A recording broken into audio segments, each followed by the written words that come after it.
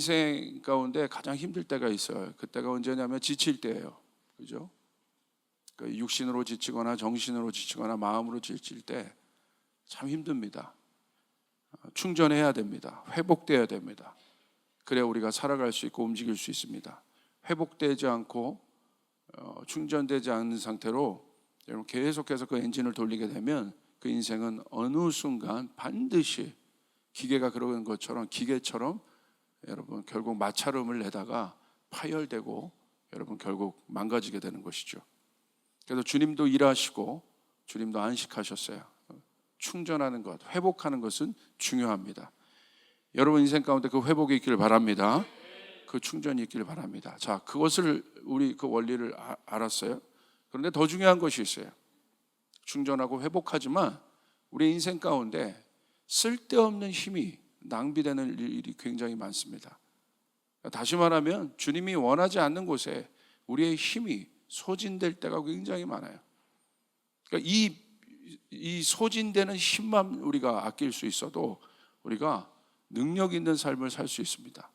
그래서 오늘은 필요 없는 소모전을 하지 않는 것이 지혜입니다.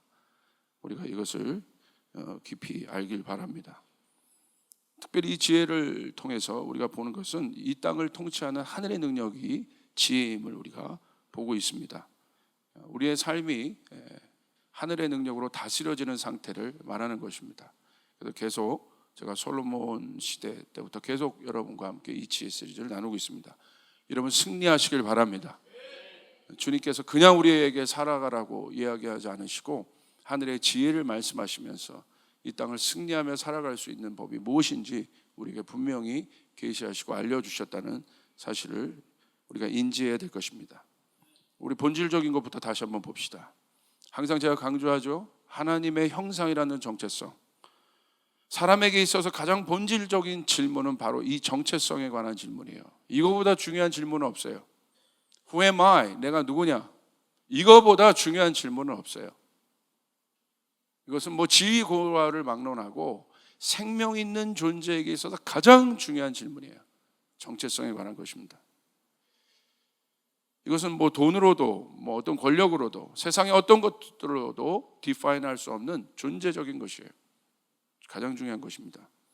이에 대한 답이 성경에 분명히 말씀에 기록되어 있다는 사실입니다. 즉 사람은 하나님의 형상이다. 옆 사람에게 고백해서 당신은 하나님의 형상입니다. 하나님, Image of God, 하나님의 형상이다. 오늘 하나님의 형상을 뵈니 기분이 좋으세요? 얼굴 좀 한번 이렇게 밝게 웃어보세요. 옆에 보면서 우리 다시 한번 당신을 보니 하나님을 보는 것 같습니다. 그러시죠? 정말 우리 성도님을 보니까 그래요. 우리 성도님들 얼굴이 다 밝으시고 해처럼 빛나시고 잘생기고 할렐루야. 그만하겠습니다. 하나님의 형상이 뭐냐? 그건 뭐냐면 우리가 어떤 존재라는 것을 성경이 디파인하고 있다, 정의하고 있다는 거예요. 그게 뭐냐? 우리가 하나님 앞에 선 존재라는 거예요. 우리가 누구냐? 우리는 하나님 앞에 선 존재이다. 하나님을 인식하고 있는 존재이다. 우리가 다른 어떤 것 앞에 선 존재가 아니라 우리는 하나님 앞에 선 존재이다. 내가 누구인지를 발견한 유일한 방법은 하나님의 형상으로 지음받은 사람의 정체성처럼 그 말은 하나님 앞에 나를 비추어야 돼요. 그래야 알 수 있어요. 내가 나를 봐서 나를 알 수 없습니다. 모든 생명의 본질이 되시는 그분 앞에 나를 비추어야 알 수 있는 거예요. 거기에 모든 비밀들이 들어있는 것입니다. 나의 모습을 보기 위해서 여러분 우리는 어떻게 합니까? 거울에 비춥니다. 그런 것처럼 하나님 앞에서 내 자신을 비추어야 합니다.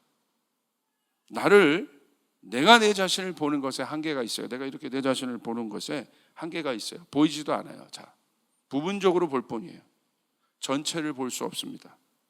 그때는 내 눈을 돌려 내 전체를 비추고 있는 거울을 봐야 되는 거예요. 여러분 거울 없이 살아보세요. 여러분 꽤 불편하실걸요. 나는 원래 내 외모를 포기했다. 뭐 그러고 막 살아가면 괜찮지만, 그래도 오늘 내가 어디 옷 매무새가 괜찮은가, 나를 비출 수 있는 거울이 참 중요한 것처럼 우리를 비출 수 있는 그 존재가 누구냐? 바로 하나님이라는 사실이에요. 특별히 하나님은 우리가 뭐를 비추세요?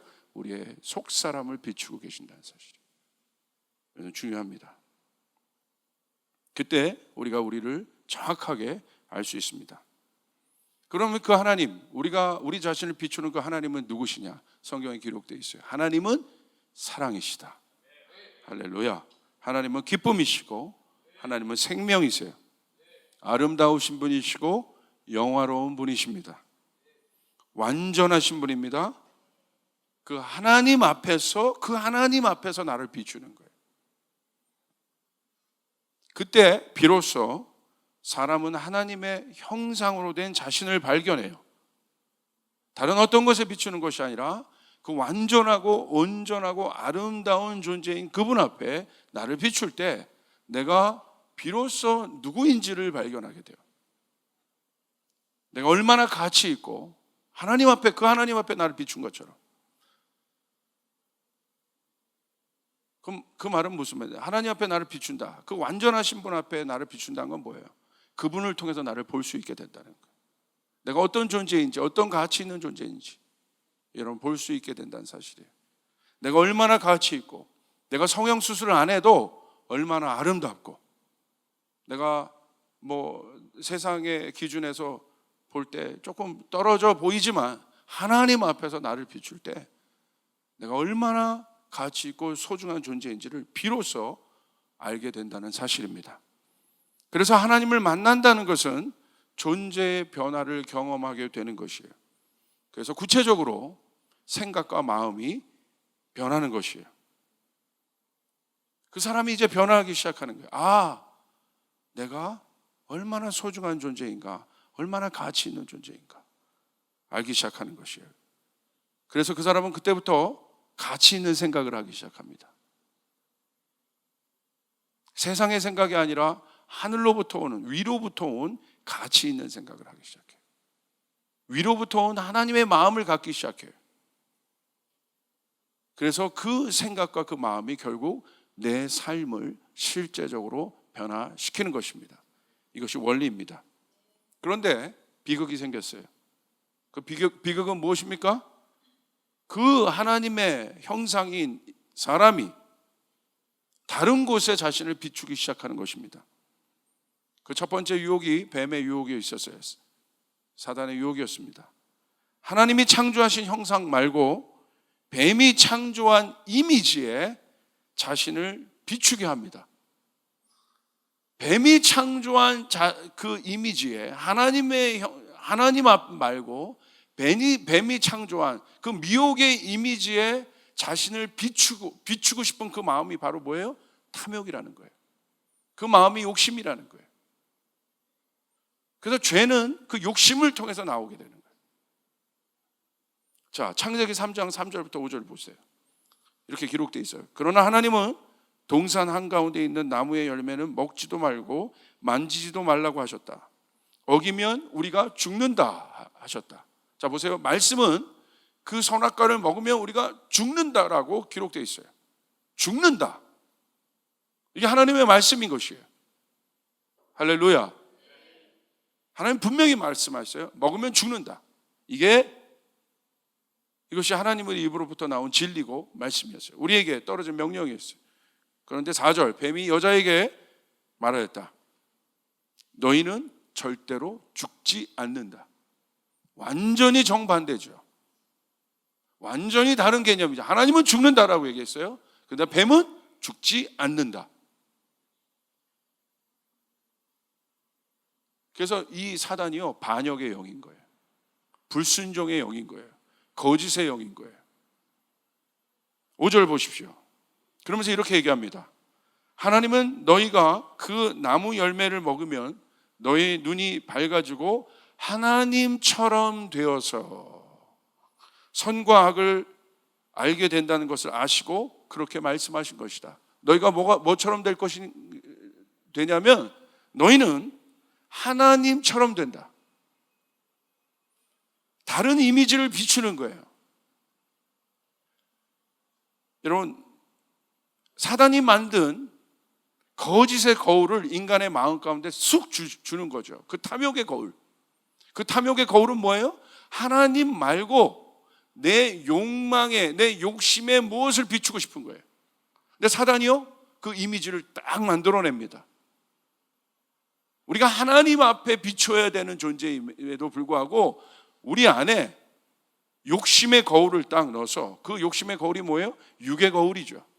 그 탐욕의 거울을 딱 넣어서 하나님 말고 사단이 만든 것처럼 하나님처럼이라는, 네가 결국 하나님처럼 될 것이다 라는 이미지를 비춥니다. 그 경계선을 넘게 만듭니다. 왜 선악과를 먹었겠어요? 죽는다고 했는데 그냥 먹었겠어요? 여러분, 우리가 왜 죄를 짓습니까? 알면서도 왜 죄를 짓습니까? 그 죄가 갖고 있는 미혹이 있는 거예요. 그 죄가 갖고 있는 힘이 있는 거예요. 내가 이것을 알면서도 죄를, 그러니까 자, 우리가 어떤 일을 할 때 알면서도 죄를 짓죠. 왜 죄를 짓습니까? 죄가 갖고 있는 힘이 있어요. 선악과가, 사단이 선악과를 통해서 만들어 놓은 미혹의 힘이 있다는 거예요. 하나님처럼 된다, 네가. 왜 우리가 하나님의 명령과 세상의 어떤 일들을 이룰 때 하나님의 명령과 세상의 일 가운데 갈등합니까? 세상의 일 가운데 능력이 있기 때문에 그래요. 여러분, 우리가 그 세상의 일이, 우리가 어떤 갈등 성상에서 그 세상의 일이 하찮게 여겨지고 별로 가치 있는 일처럼 여겨지지 않는다면 여러분, 우리가 갈등하시겠어요? 갈등 안 합니다. 우리 마음에서 그게 결정되고 있는 거예요. 내 자녀를 키울 때 하나님의 방법으로 키울 것인가, 세상의 방법 있어요. 세상이 만들어 놓은 기준이 있어요. 그런데 때로는 우리가 갈등해요. 왜 갈등합니까? 미혹이 있는 거예요. 여기 왜 선악과를 먹었어요? 그냥 먹는 게 아니에요. 먹으면 죽는데, 그런데 그 하나님의 명령을 어길 만큼의 미혹의 능력이 뭐예요? 그 이미지가 뭐예요? 네가 하나님처럼 될 것이다. 제 말 지금 이해되십니까? 네가 하나님처럼 될 것이다.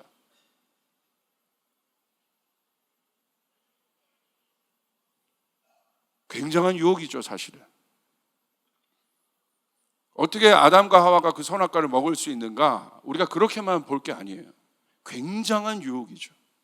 굉장한 미혹이죠. 네가 하나님처럼 될 것이다.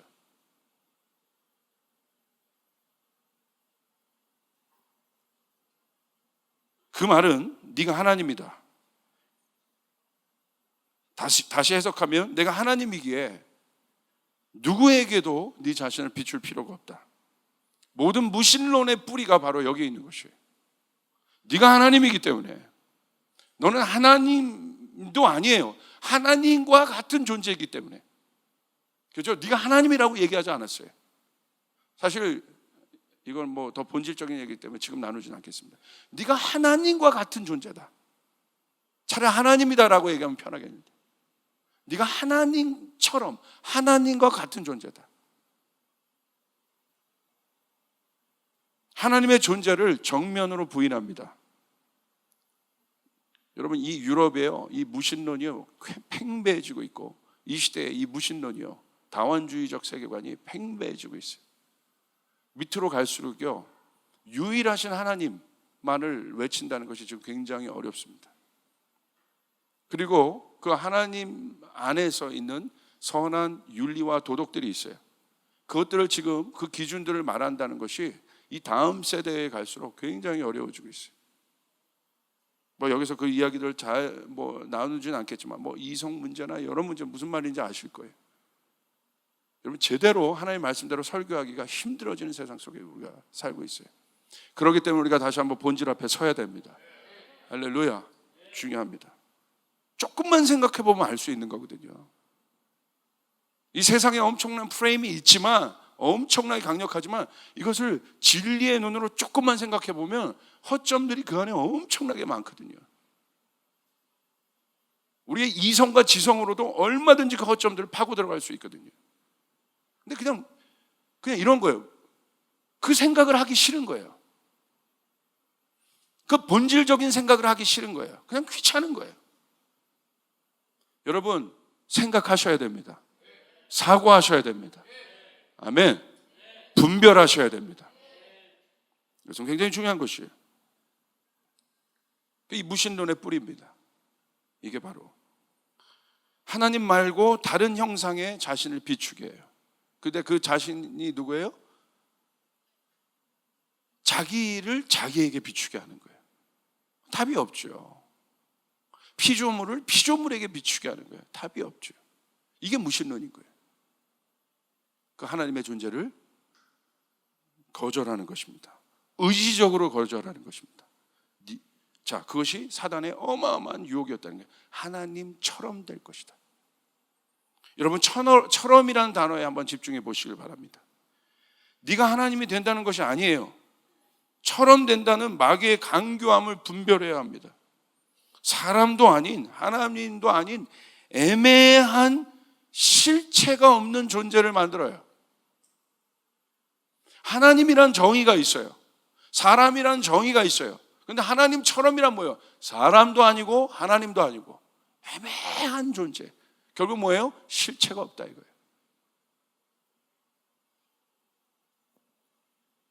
그래서 허무한 거예요. 굉장히 진짜 같은데 실체가 없어요. 세상이 만들어 놓은 모든 것이 진짜 능력 같고 진짜 성공 같고 진짜 행복 같은데 들어가 보세요. 진짜가 아니에요. 실체가 없는 거예요. 행복처럼 보이고 능력처럼 보이고 권력처럼 보이고 처럼 보이는 것이에요. 실체가 없어요. 행복은 행복인 거죠. 능력인 능력인 거죠. 그래서 정작 그것을 가진 것 같고 그것을 소유한 것 같은데 허무한 거예요. 왜? 실체가 없기 때문에. 사탄의 미혹은 언제나 분명하지 않습니다. 애매모호합니다. 그렇기 때문에 달콤해요. 하나님이 된다는 것은 아담의 마음에 부담이 되었을 것이에요. 네가 하나님이다 라고 하면 부담이 됐을 거예요. 그런데 하나님과 같은 존재야.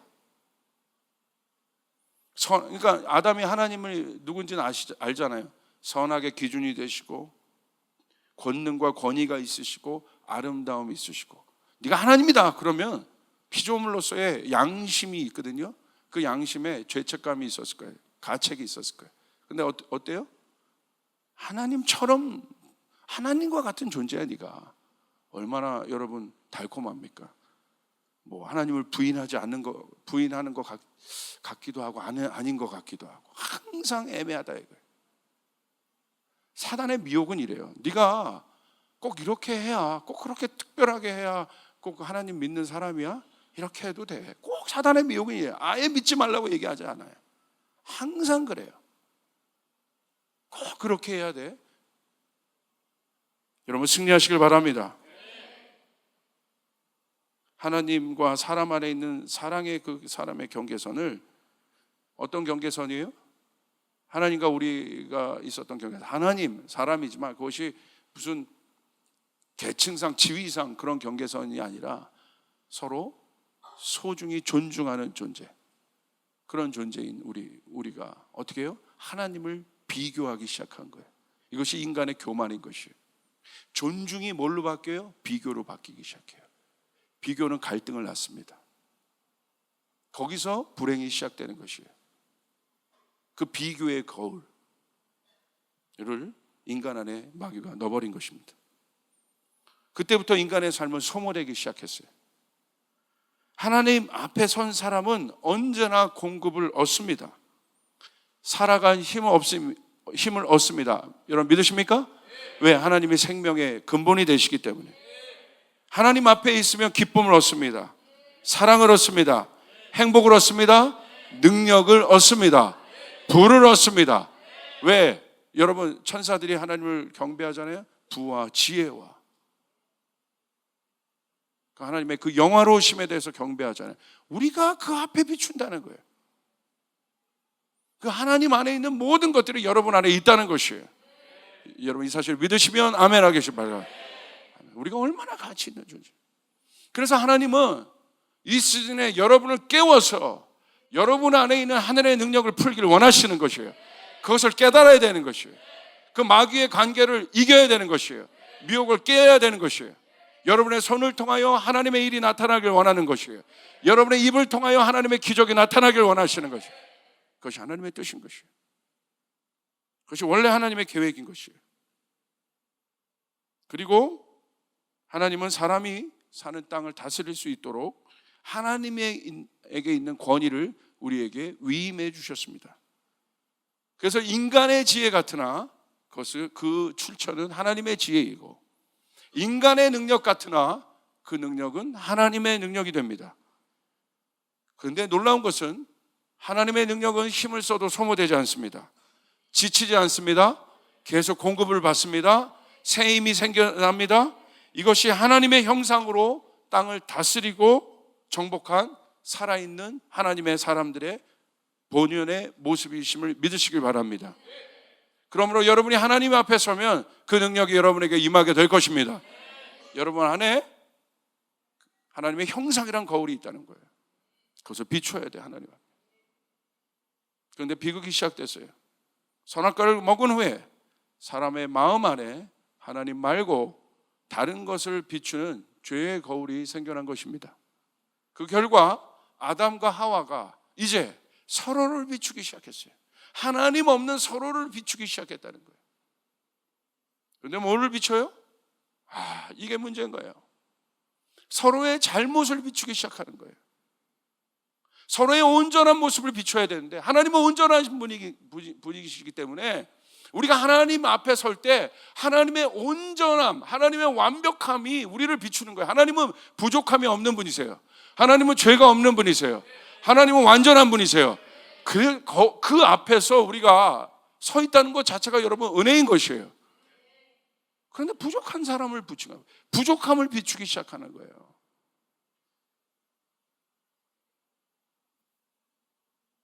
서로의 잘못을 비추기 시작합니다.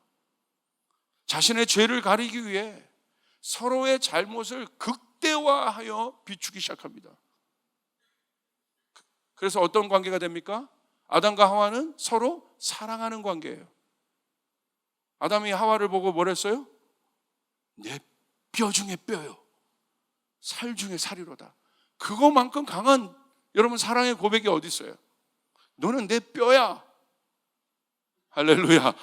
이것만큼 강한 고백이 어디 있어요? 너는 내 살이야. 여러분의 뼈와 살이 소중해요, 소중하지 않아요? 조금만 여기 상처가 나도 막 아프고서 막 그러는데 막 내 앞에선 저 사람이 내 뼈래, 내 살이래, 나와 같은 존재. 옆 사람의 고백, 당신은 내 뼈요, 내 살입니다. 여러분 얼마나 강력한 고백이에요. 진짜예요? 그러니까 둘이 볼 때마다 이글이글 타는 거예요. 전 내 뼈다, 내 살이 돌아다닌다, 이글거리는 거예요, 둘이. 네? 그 뼈가 지금 막 골다공증 걸려 있고 막 그러지 마. 이글이글 거리는 거예요, 지금. 그게 사랑이란 거예요. 그게 한 몸, 나와 같은 존재. 내 생각이 저 사람 생각이고 저 사람 생각이 내 생각이고, 내 돈이 저 사람 돈이고 저 사람 돈이 내 돈이고. 할렐루야. 근데 내 돈이 내 돈이고 네 돈도 내 돈이고, 그게 아니죠. 한 몸, 이게 사랑이에요. 하나 된다는 거예요. 그렇죠? 한 생각, 같은 생각, 그게 사랑이에요. 그래서 교회에 사랑이 있으면 같은 마음을 갖게 돼요. 할렐루야. 이게 중요한 것 아닙니까? 뭐 여러분 백성들이 저 나라가 아주 강한 나라다. 뭐예요? 마음과 생각이 하나로 돼 있구나. 저 사람들이 다 다양하지만 그들 안에 하나가 있구나. 그것이 역사의식이든 철학이든 어떤 것이든 저들이 하나로 되어 있거든. 그런데 여러분 족보 없는 나라들 보십시오. 오합지졸을 할 때 아니에요. 사람이 많으면 뭐합니까? 싸울 수도 없는 거죠. 이러면 중요하죠. 그런데 아담과 하와가 그런 관계였는데 서로 어떤 관계가 되기 시작했어요? 서로 잘못을 비추는, 정죄하는 관계가 되기 시작했어요. 아담이 먼저 뭐라고 얘기해요? 하나님 물으니까 남자는 핑계를 대었다.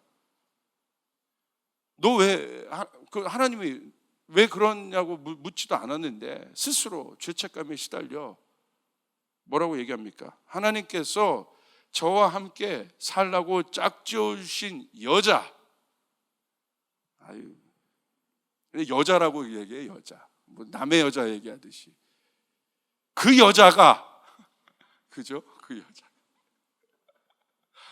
여러분 열받으면 내 아내가 그 여자가 되는 거예요. 할렐루야. 그죠? 그 여자는 뭐예요? 일반 여자 중에 하나라 이거예요. 나를. 뼈 중에 뼈요, 살이 중에 살이라고. 하나님, 내 뼈 중에 뼈, 내 살 중에 살, 이렇게 고백해야 되는데 뭐라고 얘기해요? 그 여자. 그 여라고 안 하는 게, 그 XX라고 안 하는 게 좀 다행입니다. 이게. 그러면서 뭐라고 얘기해요? 그 여자가 그 나무의 열매를 저에게 주기에 제가 그것을 먹었습니다. 여자가 어때요? 그 말을 들었을 때 비록 자기가 그 잘못을 했어도 저놈 새끼 제가 믿고 살게 한다. 내가 저놈 새끼 나 언제는 내 옆에서 네가 내 뼈 중에 뼈, 내 살 중에 살이라면서 지금 당장 어려우니까 저 여자가요, 저 여자 때문에요. 내가 하나님 그렇게 된 거예요. 버려버리잖아요. 배반해버리잖아요. 여러분 이런 남자랑 살고 싶으세요? 저 같아도 싫을 것 같아. 결정적인 순간에 배반하고 어떤 관계가 됐어요? 적대하는 관계가 돼요. 적대하는 관계. 사랑의 관계가 대적하는 관계가 됐어요. 주 하나님이 그 여자에게 물었어요. 그러니까 여자에게 이제 또 묻죠. 바톤이 넘어갔으니까. 너는 어쩌다가 이런 일을 저질렀느냐? 여자도 핑계를 대었다. 뱀이 저를 꿰어서 먹었습니다.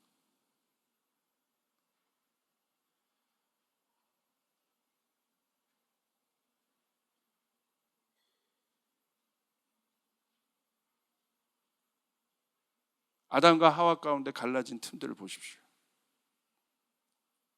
서로 그 사랑의 관계가 경쟁의 관계가 되고 갈등의 관계가 되었습니다. 왜 이런 일이 있게 되었습니까? 아까 뱀의 유혹대로 하나님 말고 다른 것을 비추기 시작하면서, 내 욕망의 거울에 다른 것을 비추기 시작하면서 거기서부터 불행은 시작되는 거예요. 여러분의 이 땅의 인생의 불행은 의외로 간단한 것부터 시작된다는 거, 아주 간단한 것부터 시작됐다는 사실을 여러분 아셔야 돼요. 오늘 여러분의 삶이 고달프십니까? 어렵습니까? 갈등이 있습니까? 힘듭니까? 소모되고 지칩니까? 아주 간단해요. 하나님 말고 다른 것을 비추기 때문에 그래요. 여러분 하나님을 비춰야 돼요. 하나님 앞에 서야 되는 것이에요.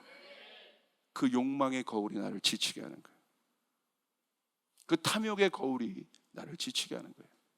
하나님으로 포장된 성공, 하나님의 이름으로 포장된 행복, 여러분 다 가짜예요. 하나님처럼이라는 거예요. 하나님 본질 자체를 비춰야 되는 것이에요. 하나님을 비춰야 되는 것이에요. 아멘. 그래서 지치는 거예요. 목회도 마찬가지예요. 제가 목사하면서요, 제가 지칠 때가 있어요. 막 성도는 늘어나고 뭐 더 잘 되는 것 같은데 제 영이 지칠 때가 있어요. 언제인 줄 아세요? 하나님 말고 내 마음 안에 다른 것을 비출 때, 그 허상을 비출 때예요. 실체 없는 허상을 비출 때 지치더라고요. 소모되더라고요.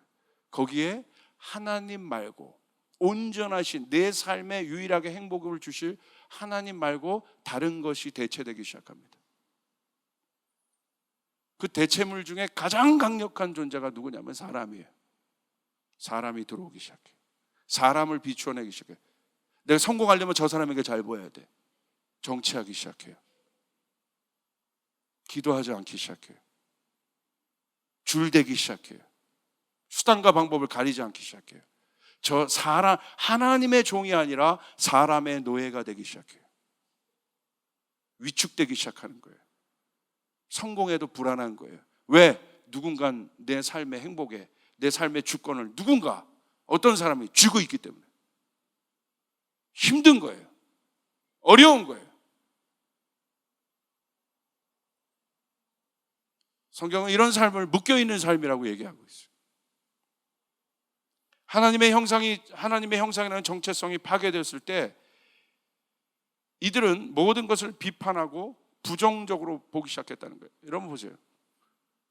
그 죄의 정체성의 마인드를 한번 보세요. 모든 것을 부정적으로 봐요. 모든 것을 비판적으로 봐요. 당연하죠. 죄니까. 이 안에 죄의 정체성이 있기 때문에, 욕망과 탐욕의 정체성이 있기 때문에, 하나님으로부터 멀어졌기 때문에, 죄의 생각을 하고 있기 때문에. 왜 그렇게 되었습니까? 영이 육이 되었기 때문에, 육으로 생각하기 때문에. 갈라디아서 5장에 있는 것처럼 육의 생각. 여러분, 영이란 건 뭐냐면, 영은 생명 자체예요. 하나님이 생명이시니까. 영은 생명 안에 거해요. 그러나 육은 생명을 쫓아가 소유하려고 해요. 여러분, 생명은 쫓아가서 소유할 수 있는 개념이 아니에요. 생명은 태어나는 개념이에요. 할렐루야. 생명은 내가 쫓아가서 얻으려고 하는 개념. 진시황이 쫓아가서 그 생명을 얻으려고 했어요. 평생을 쫓아갔어요. 못 얻었어요. 쫓아가서 얻는, 소유하는 개념이 생명의 개념이 아니라는 거예요. 니고데모가 그 생명을, 저 생명이 뭐냐 도대체, 그 생명의 본질을 찾아 쫓아가고 또 쫓아가서 어디까지 온 거예요? 예수님 앞에 온 거예요. 도대체 뭡니까?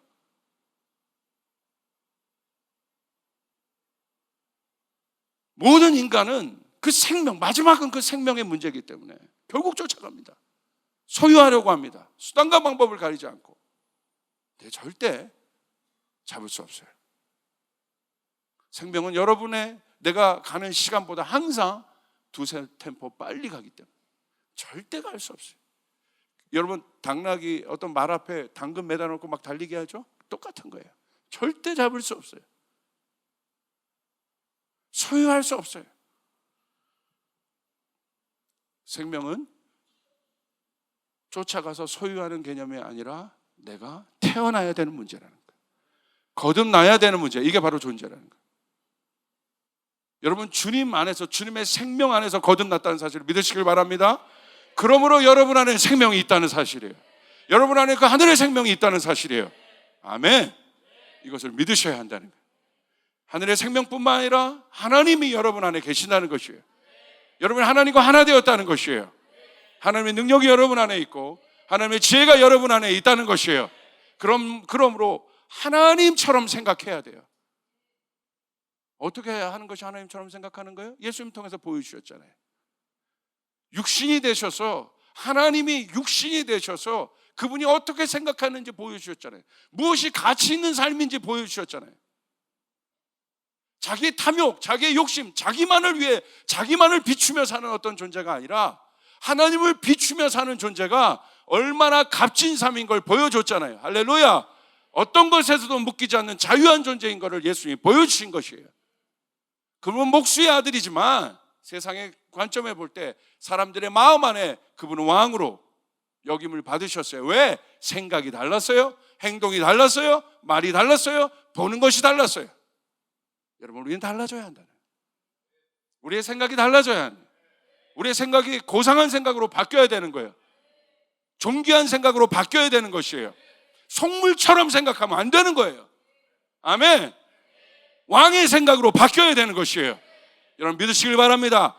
속물처럼 살면 안 돼요. 우리가 어떤 존재인지를 알고 깨닫고 그렇게 가야 되는 것이에요. 그렇게 가르쳐야 되는 거예요. 제가 이번 여정에 저희 딸을 데려간 이유는 하나예요. 난민을 보여준 이유는 하나예요. 네가 할 일이 얼마나 많은가, 네가 얼마나 존귀한 자인가 직접 가서 보라고 하는 거예요. 직접 가서 보여주는 거예요. 그냥 단순히 내가 하나님 믿는 어린 소녀가 아니라, 할렐루야, 소녀라니까 좀 이상한데, 어린 자녀가 아니라 어리지만 하나님의 마음을 가지고 내가 하나님의 사람으로 이 땅을 어떻게 살아가야 하는지 보여주고 싶은 아비의 마음이 있는 것이에요. 이 마음이 여러분에게도 있는 것이에요. 할렐루야. 그 마음이 예수님을 통하여 오늘 여러분에게 비춰지고 있는 것이에요. 오늘 조이풀 교회에게 비춰지고 있는 것이에요. 아멘. 여러분의 돈을 통해서, 여러분의 재능을 통해서, 여러분의 능력을 통해서 하나님은 가치 있는 삶, 여러분을 통해서 왕처럼 이 세상을 통치하고 다스리는 진짜 왕 같은 삶을 여러분에게 맛보게 해주고 싶으신 것이에요. 믿으시면 아멘 합시다. 아멘, 아멘, 아멘. 제가 뭐 많은 말을 한 것도 없어요. 그냥 보여주는 거예요. 뭐 난민 캠프 난리도 아니거든요. 고아 가부들이 득실되고 자기 또래 애들이 막 비참하게 살아가고 거기서 불쌍해. 여기서 끝나겠어요? 느낀 게 많은 거예요. 벌써 3개월 약발 받더라도 감사합니다. 할렐루야. 느낀 게 많은 거예요. 생각이 많은 거예요. 14살 소녀 어린아이에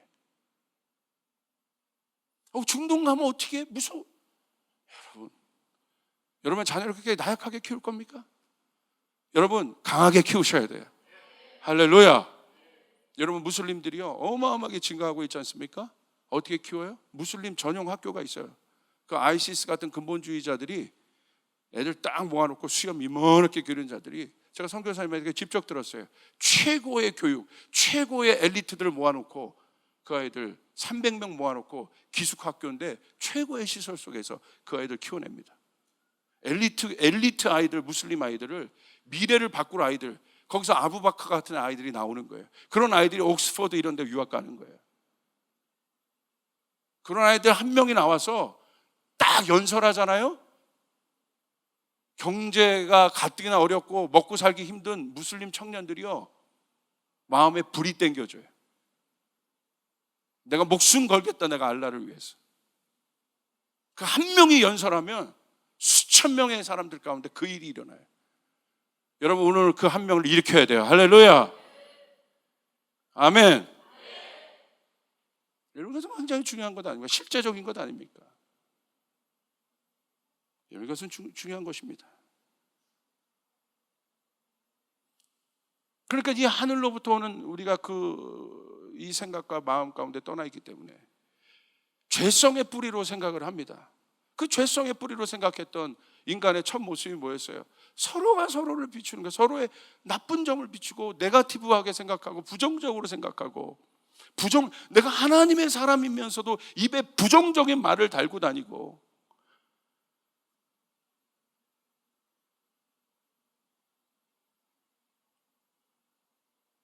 여러분 깊이 한번 생각을 해보십시오.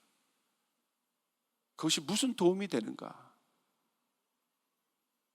그것이 무슨 도움이 되는가? 한번 생각해봐요. 내가 생각하는 것마다 부정적이고 생각하는 것마다 시기하고 질투하고, 그것이 무슨 도움이 되는가? 내 삶 가운데 정말 그것이 나에게 도움이 되는가? 아니요, 여러분. 이 덫과 같아서요, 그런 생각들은요, 육의 생각들은 다 옥죄어 오는 거예요. 나를 불안하게. 여러분 진리 앞에 서시길 바랍니다. 이런 사람들의 특징은 모든 것이 부정적이에요. 믿음의 생각이 없어요. 로마서 8장 6절에 육신의 생각은 사망이요 영의 생각은 생명과 평안이라. 이런 삶의 특징은 사람에게 묶여 있습니다.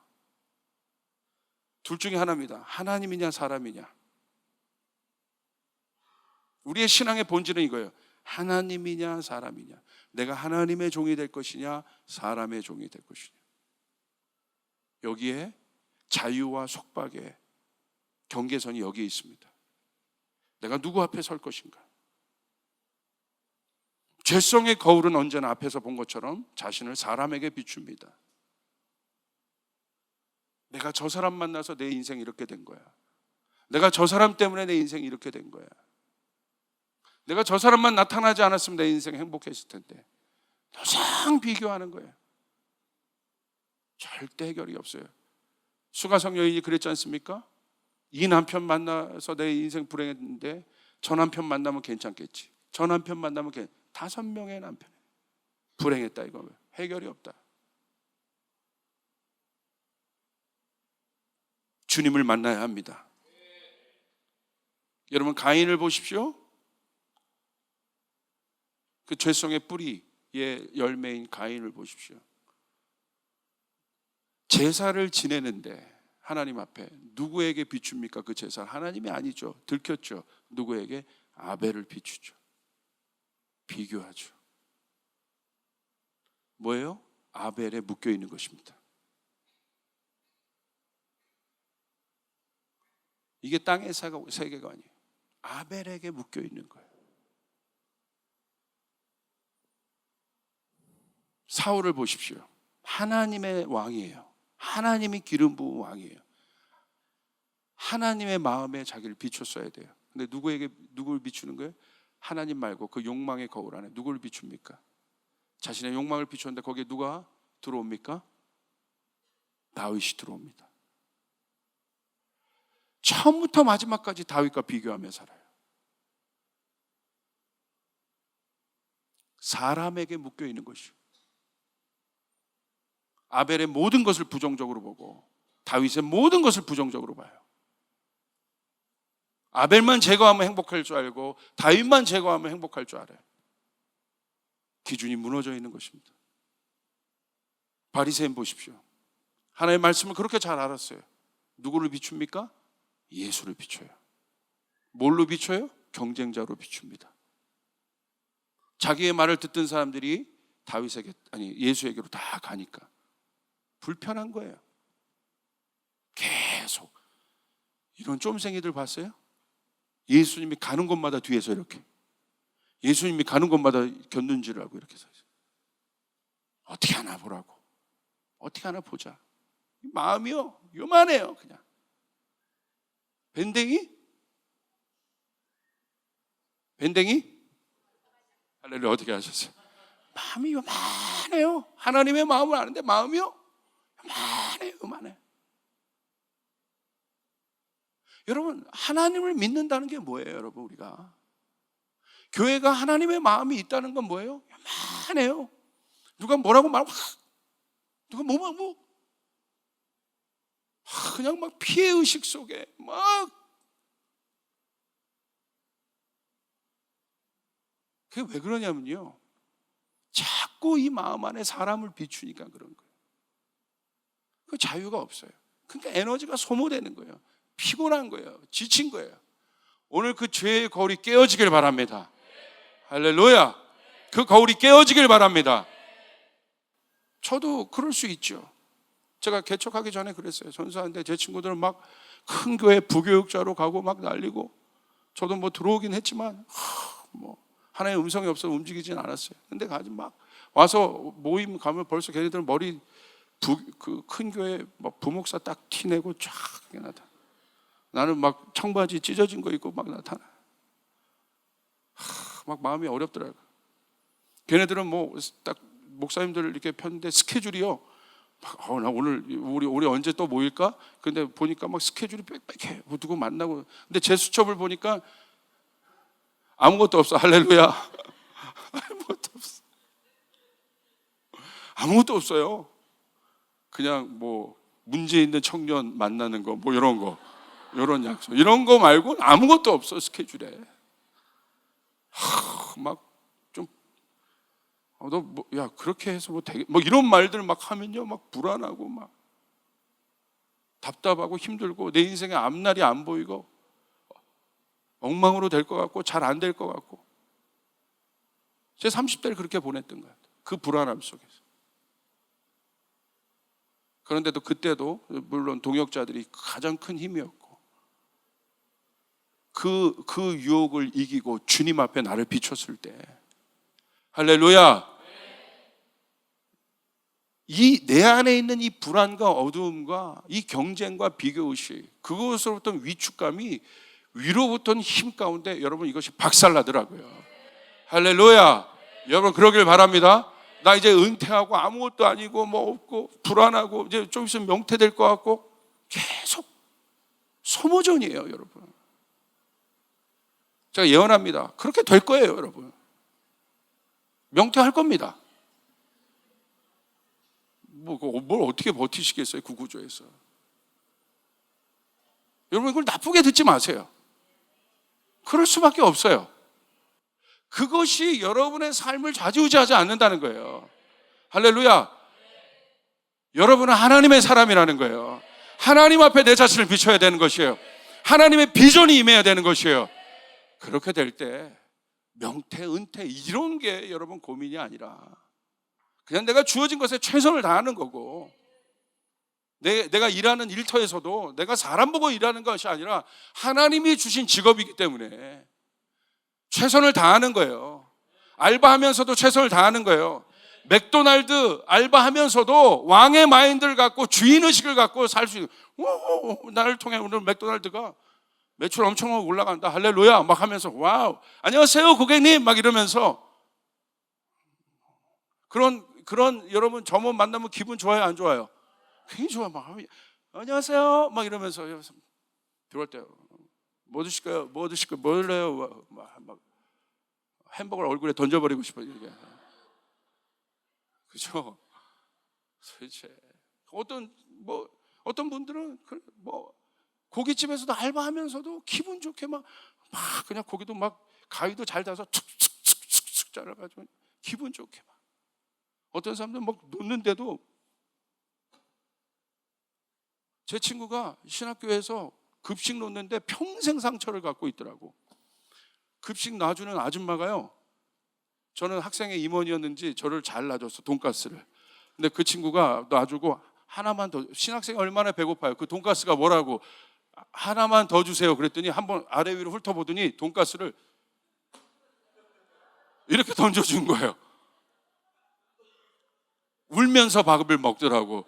형 내가 그렇게 비참해요? 막 이러면서 돈가스를 이왕 놔주는 거 기분 좋게 주의 종이니까 먹고 승리 화이팅 이러면서 한마디 해주면 얼마나 좋아. 그냥 뭐 하나, 벌써 이게 사고방식이 다른 거예요. 그런 사람이 있으면 그 회사 망하는 거예요. 여러분 우리 교회의 부흥은 조목사 설교에 있는 것이 아니라 여러분 가운데 있는 거예요. 여러분의 얼굴이 전도지요. 여러분의 행동이 전도지입니다. 옆 사람에게 얘기해요. 당신의 얼굴이 전도지입니다. 당신의 말이 전도지입니다. 이거 종이 쪽짝이 나눠주는 것도 중요한데 이거보다 중요한 건 이 종이를 나눠주는 내 얼굴이 중요하다 이거예요. 할렐루야. 긍정적으로 살고 기분 좋게 살고 부정적으로 살지 말고 생명력 있게 살고 가치 있게 살고 조금 힘들고 지치더라도 그래 일어나자 하면서 주님을 바라보며 살고, 할렐루야. 오늘 막 일어나는데 죽어라 이러지 말고 죽고 힘든데 그래도 힘내자 그러면 스트레칭 한번 쭉쭉쭉 하고 힘내자 막 그러면서 여보 화이팅 막 이러면서 가는데 남편도 막 여보 내가 힘낼게, 내일 잘리더라도 내가 힘낼게 하면서, 내일 잘리면 안 돼요. 할렐루야. 여러분 행복이 멀리 있는 게 아니라는 거예요. 신앙이 딴 게 있는 거 아니라는 거예요. 여러분 내 생각이 변해야 됩니다. 사람에게 묶이면 안 된다는 거예요. 사람의 종이 되면 안 된다는 거예요. 내가 하나님 앞에 서는 사람으로 그런 사람을 살아야 돼요. 부정적 정체성, 모든 것이 부정적이고요. 좋은 마음으로 바라보지 않아요. 비교, 시기, 질투입니다. 이런 삶이 바로 소모적 삶입니다. 그래서 지칩니다. 임원이 돼도 지치고 승진을 해도 지칩니다. 계속 눈치 보고. 여러분 이게 얼마나 안 좋으냐면요, 저에게 영향을 많이 주는 우리 고성준 목사님 아시죠? 그 고성준 목사님이 그 얘기를 한번 이번 여정 가운데 같이 나눠주시더라고요. 이 부정적 정체성이 얼마나 무서운지 한번 소개를 해드리더라고요. 자기가 옛날에 정말 미워하는 목사님이 있었대요. 한 목사님을 비판했대요. 고 목사님이 잘 남 미워하지 않는 온유한 분인데 그분이 미워할 정도였으면 그분이 뭐 어마어마한 분이었던 것 같아요. 잘못을 많이 했고. 근데 특별히 뭘 미워했냐면 얌체 같았대. 한국 사람들은 이 얌체 같은 걸 싫어해요. 특별히 남자들은 얌체 같았다는 거예요. 계속 저분 하는 것마다 그냥 마음에 안 들고 비판하고 부정적으로 그 사람을 바라보는데, 어느 날 하나님의 음성이 강력하게 들려온 거예요. 어떻게? 뭐라고 들렸냐면 너무 구체적으로, 성준아, 네 교회가 네가 비판하는 저 사람만큼 성장할 거다.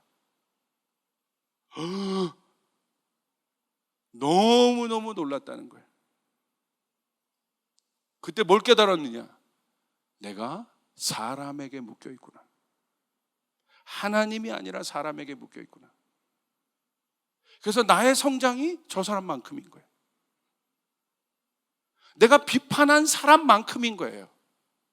내가 누구를 비판하고 있어요? 내가 누구를 정죄하고 있어요? 나의 성장은 그 사람만큼만 가요. 다윗이 사울을 비판해요? 다윗의 성장은 사울만큼만 가요. 그러나 다윗이 사울을 축복했을 때 다윗은 사울을 뛰어넘는 왕이 되었다는 사실이에요. 할렐루야. 내가 비판한 사람만큼 갑니다. 목사님 잘 됐습니다. 저는 조윤기 목사님을 비판하겠습니다. 뭐 그거는 머리가 또 그렇게 돌아가실까 봐. 저는 정재영 회장을 비판하겠습니다. 막 그게 아니, 그죠? 그 말이 안 되는 얍삽이고 그건 아닌 거죠. 그게 뭐냐? 묶여 있다는 겁니다. 내 삶이 그 사람에게 묶여 있다는 거예요. 여러분, 사울의 가문의 몰락의 이유가 이번 듣는 마음에 나오죠. 12일자에 사울의 집안 이스보셋이 왕이 됩니다. 누가 왕을 만듭니까? 아브넬이라는 대신이 만들어요. 그런데 사무엘하 3장 6절에 보니까 아브넬이 점점 더 세력을 얻어갑니다.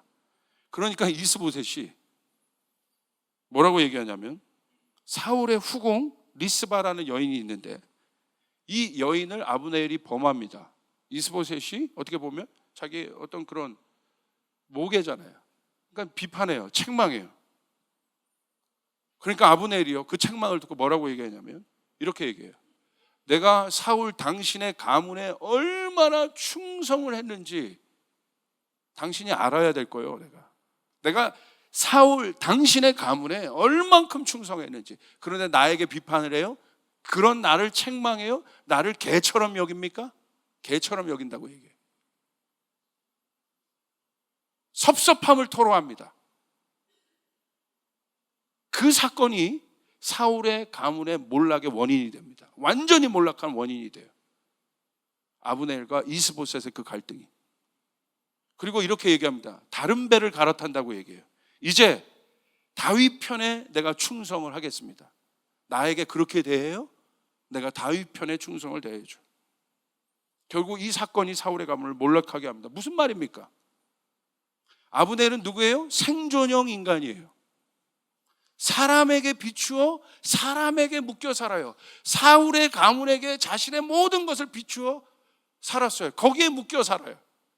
그러니까 그 사람이 나를 섭섭하게 해요. 그러니까 다른 사람 또 찾는 거예요. 다윗을 또 찾아요. 이젠 내가 다윗에게 가겠다. 하나님은 의리를 좋아하세요. 이렇게 배 갈아타는 사람 싫어하십니다. 하나님이 우리에게 충성하셨어요. 우리도 하나님에게 충성해야 되는 거예요. 여러분 사람에게 묶이면 안 되는 것이에요. 그러나 하나님께 충성하면 사람에게도 충성할 수 있어요. 이것은 중요한 마음입니다. 결국 섭섭마귀가 된 거예요. 여러분 마찬가지입니다. 저에게 저를 믿고 저를 바라보고 이 교회에 왔다면 제가 얘기합니다. 저는 아브넬보다도 부족한 사람이에요. 정말 부족한 사람이에요. 저도 죄인 중에 하나입니다. 여러분 금방 실망할 겁니다. 여러분 사람을 바라보고 있으면 사람에게 실망합니다. 사람은 바라봄의 대상이 아닙니다. 사람은 사랑의 대상이에요. 여러분 이 사실 믿으시길 바랍니다. 내가 저 남편 믿고 여러분 살기로 결정했어요? 그런데 그 남편이 섭섭하게 해요, 안 해요? 이제 깨닫는 거지.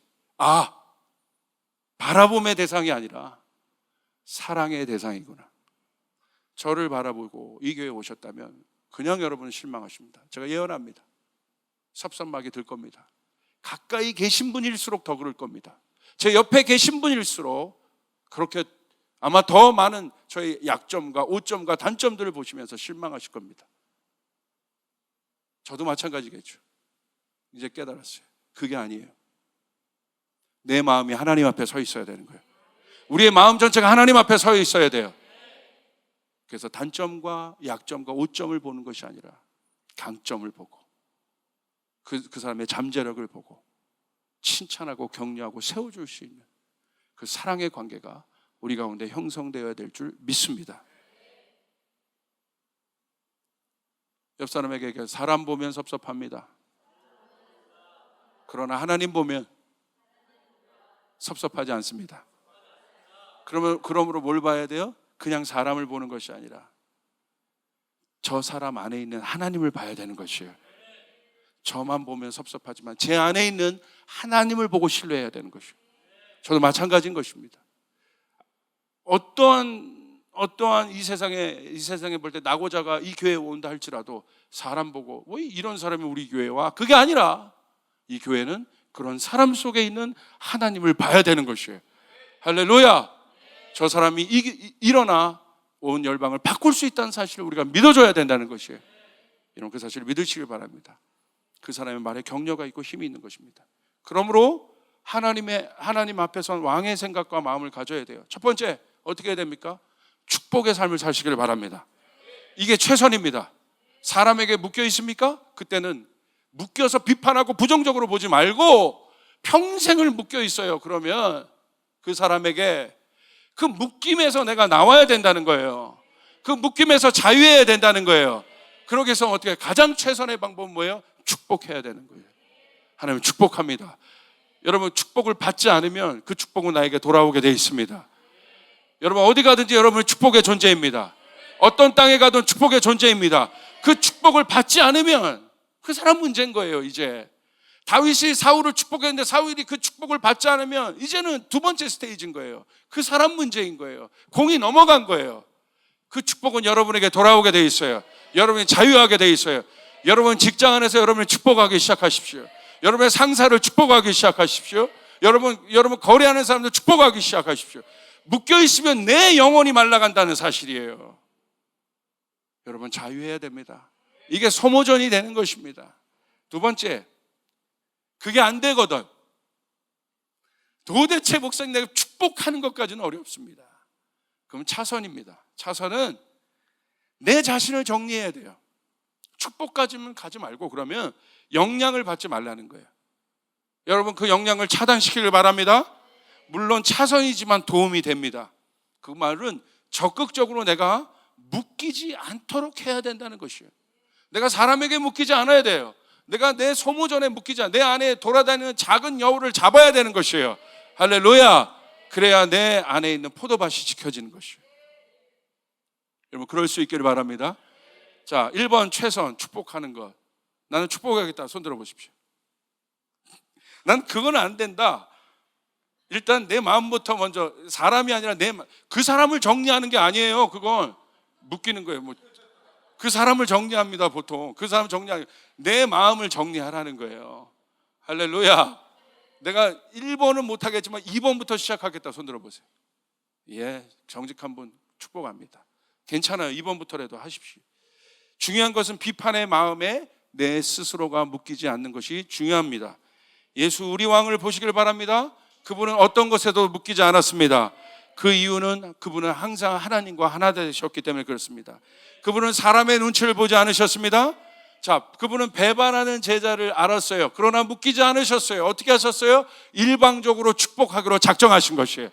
여러분 일방적으로 여러분 축복하기로 작정하고 여러분 마음에 내가 저 사람을 사랑하기로 작정하고 결정하면 축복할 마음이 생기고 사랑할 마음이 생기는 것이에요. 이것이 믿음인 것입니다. 이것이 하늘의 생각인 것입니다. 오늘 내 사업장을 보면서 내가 축복하기로 결정하고 들어가면 하루 종일 기분 좋을 수 있는 것이에요. 어둠의 영역으로부터 내가 보호할 수 있는 것이에요. 소모되는 힘을 낭비하지 않을 수 있는 것이에요. 힘을 모을 수 있는 것입니다. 그 힘으로 살아갈 수 있는 여러분 되시길 바랍니다. 소모되는 힘을 쓰지 말라. 작은 힘 하나라도 영혼을 위해서, 가치 있는 일을 위해서, 소망의 일을 위해서, 기쁨의 일을 위해서, 여러분의 말 한마디라도 여러분 믿음의 언어를 통해서 여러분의 삶이 바뀌기를 주님의 이름으로 축복합니다. 그 통치가 여러분 가운데 있기를 바랍니다. 아멘. 우리 주님께 영광의 박수를 올려드리겠습니다.